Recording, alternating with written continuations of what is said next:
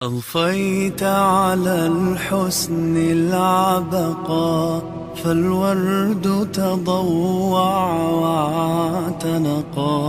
Tadi ada beberapa yang tanya kenapa kita nggak tawaf wada pagi. Saya katakan kita ni banyak jamaah sepuh ya, dan Bapak Ibu minggu ke Senin kita tidak akan tidur, kita berangkat bermalam di pesawat Ibu.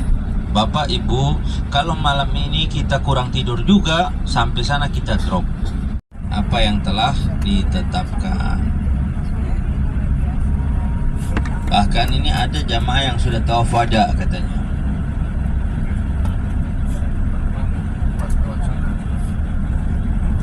Nah, jadi yang sudah artinya kami tidak paksa juga. Yang mau sendiri nanti silahkan ya, mau bareng-bareng ya boleh. Nah, kita akan bertolak ke Taif. Taif ini daerah ketika Nabi berada di Makkah, Nabi dakwah pertama ke kota Taif. Maka insyaAllah kita dari sini bertolak menuju Taif ya. Ada satu sahabat Nabi yang juga sepupu Nabi Muhammad, Sayyidina Abdullah bin Abbas. Beliau ahli ilm, ahli Al-Quran di zamannya Nabi Muhammad sallallahu alaihi wasallam. Sayyidina Abdullah bin Abbas faqih, seorang yang betul-betul mengambil ilmu daripada Nabi Muhammad sallallahu alaihi wasallam. Kita berziarah ke masjidnya, kita berziarah ya, menyampaikan salam. Setelah itu kita salat duha di masjidnya, kemudian kita jalan lagi ke tempat yang lain ya. Jadi insyaallah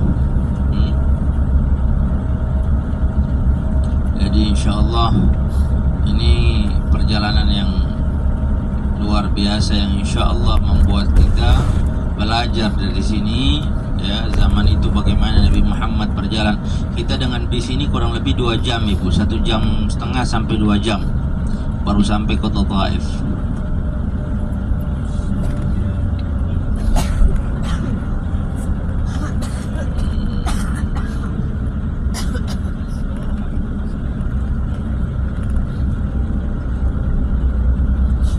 Ya, jadi sepertinya istirahat semua ya.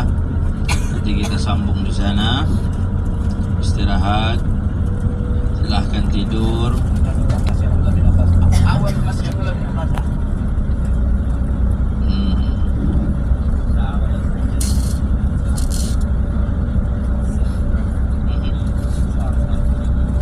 Ya, 1 jam setengah. Silahkan istirahat. Bagi yang mau istirahat, insyaallah kita sampai ke kota Taif. Sallallahu ala sayyidina Muhammad wa ala ali sayyidina Muhammad.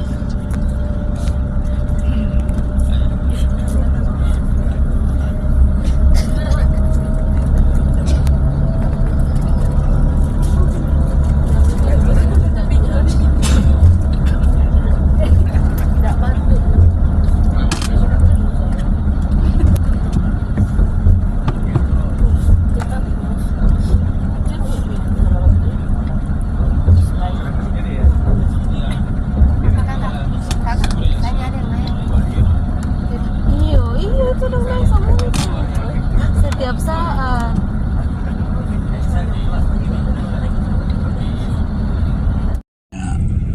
Turun foto sebentar dulu. Pokoknya kalau ada barang yang sifatnya plastik itu minta di wrapping di bandara ya, sebab itu harus dikardusin baru bisa diterima di penimbangan.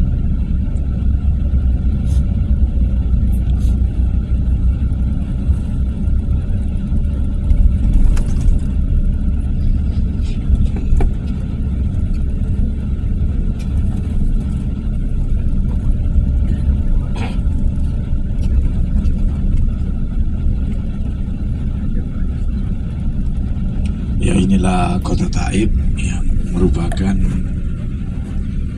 salah satu provinsi di bawah wilayah Makkah ya.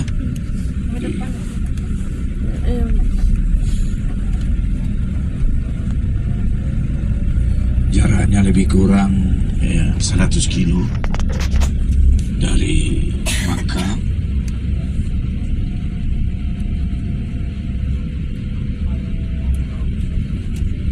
Kemudian kota Taif menjadi kota di mana Nabi dilontari dengan batu, diusir, dihina, ya, padahal harapan Nabi SAW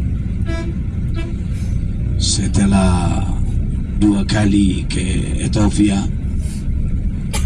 ya, harapan beliau ketika ke Taif ini diterima dengan baik, ya, sebagaimana kebiasaan penduduk Arab ini sangat menghormati tetamu. Namun apa yang terjadi, mereka justru memperlakukan Nabi SAW tidak semestinya, ya. Ada yang mengatakan, kalau tidak adakah orang yang lebih baik dipilih menjadi Rasul selain engkau? Kalaupun engkau dipilih, ya, maka kami tidak berdosa karena kamu orang yang tidak layak, ya. Jadi kemudian setelah diusir itu, maka ya tokoh-tokoh kafir di Taif ini, tokoh-tokoh anehnya, pemuka masyarakatnya, ya, memerintahkan para pemudanya untuk mengambil batu dan melontari Nabi SAW, ya, sepanjang 6 mil, 9 kilo, ya, sampai kaki Nabi berdarah, ya. Masya Allah. Tibalah Nabi di satu masjid, tempat yang sekarang ini dinamai dengan Masjid Siku, karena Nabi di situ menyandarkan sikunya untuk beristirahat, ya.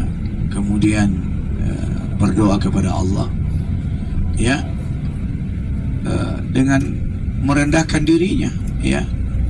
Dan beliau sama sekali tidak merasa sakit hati dengan perlakuan orang-orang ini, ya, sehingga dikatakan tadi Habib, walaupun malaikat penjaga gunung-gunung di Taif ini hendak membenturkan kedua gunung dan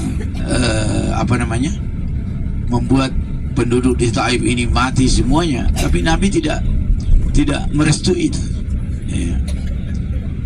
Bapak Ibu sekalian, insyaallah kita akan datang ke Masjid Abdullah bin Abbas. Abdullah bin Abbas ini adalah sepupu Nabi SAW, anak daripada Abbas, yaitu saudara daripada ayah Nabi SAW. Beliau memilih mengasingkan diri ke Taif, ya, untuk tidak lagi terjun dalam dunia politik Islam. Beliau memilih hidup sederhana, walaupun beliau layak menerima amanah sebagai khalifah. Namun beliau memilih hidup di Taif dan akhirnya beliau meninggal dunia di Taif, ya. Maka dibangunlah masjid untuk mengenang beliau dengan Masjid Abdullah bin Abbas, ya. Jadi insyaallah Bapak Ibu, kita ke parkiran, nanti kita foto-foto sebentar, baru kita ke masjid. Insyaallah kita sholat sunat tahiyatul masjid 2 rakaat dan duhanya 4 rakaat.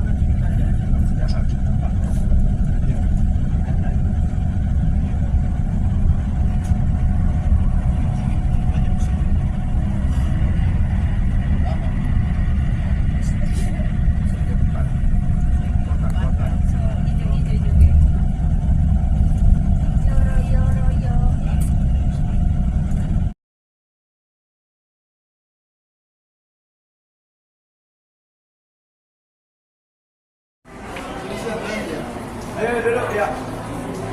Masuk dulu.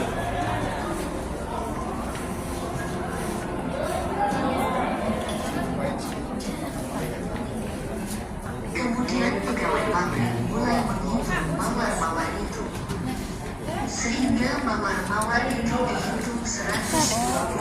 mawar dan ditaruh di salah satu timbangan, dan yang serupa ditaruh di sisi yang lain. Lalu ia kumpulkan semuanya. 150 mawar lainnya ditimbang di atasnya, dan ini berlanjut sampai jumlah pada setiap timbangan mencapai kira-kira 1000 mawar. Dan semuanya ditempatkan di timbangan sebagai satuan berat, di mana sisa produksinya ditimbang.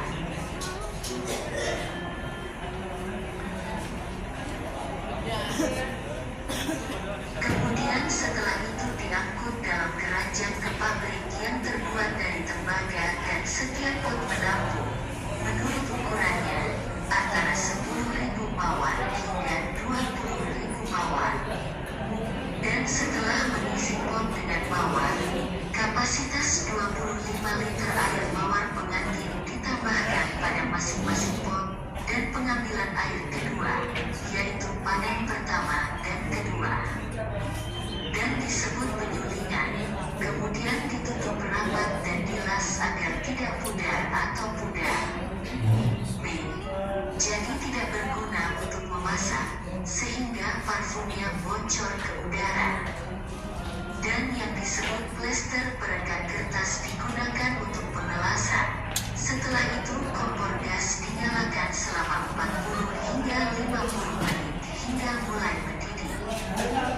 Dan uap naik ke tutupnya dengan kecenderungan mengalir ke arah pipa yang mentransmisikan uap melalui radiator untuk mengembun dan berubah menjadi cairan air mawar dan parfumnya. Diterima oleh vial yang dikenal sebagai penerima, di mana ia berkumpul di lehernya.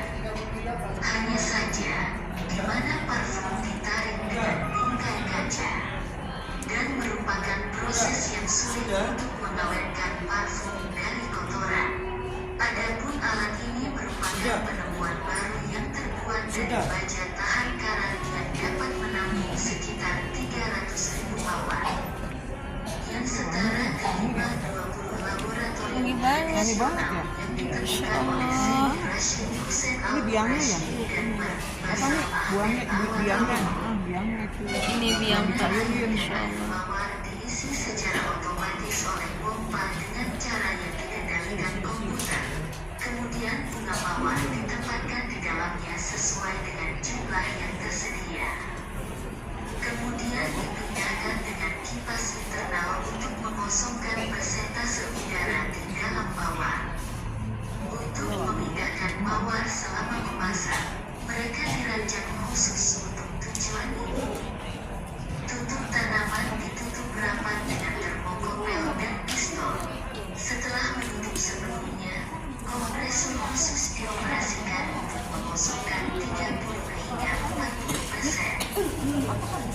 bagian dalam pabrik agar air mendidih pada suhu 60 hingga 70 derajat Celcius, dan kompor gas dinyalakan.